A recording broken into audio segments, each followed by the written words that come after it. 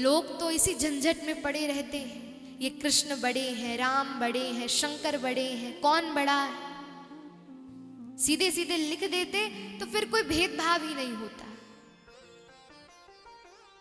सत्य कहें तो ये भेद दृष्टि केवल हम मानवों के देह में है, हम मानवों की बुद्धि में है।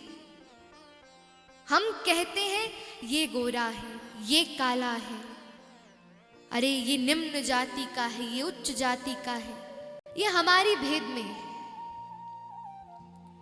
कहीं ना कहीं मन में भाव आता है कि श्याम सुंदर ने केवल श्याम वर्ण ही अवतार के लिए क्यों चुना,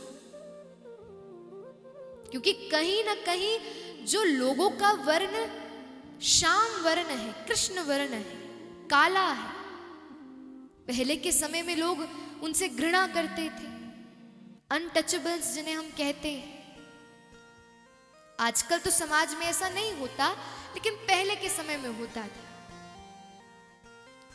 तो उसी से निवारण करने के लिए ठाकुर जी श्याम वर्ण बनकर आए। कह रहे देखो किसी में कोई भेद नहीं है, सब में मैं ही व्यवस्थित हूं।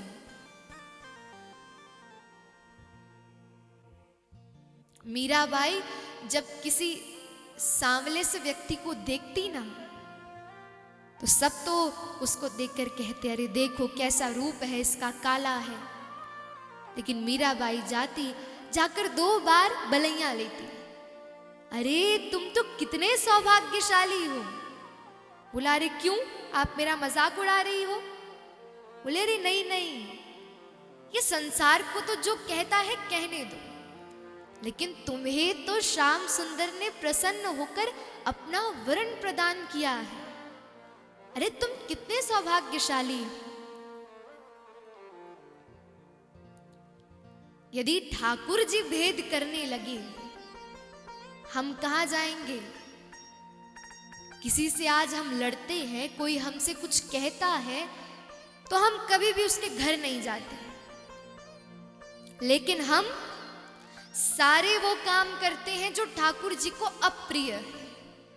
लेकिन फिर भी ठाकुर जी हमें मंदिर में जाने की इजाजत देते हैं, आज्ञा देते हैं, अनुमति देते हैं। कितना सहज स्वभाव है ठाकुर जी का, सबको स्वीकार करते हैं।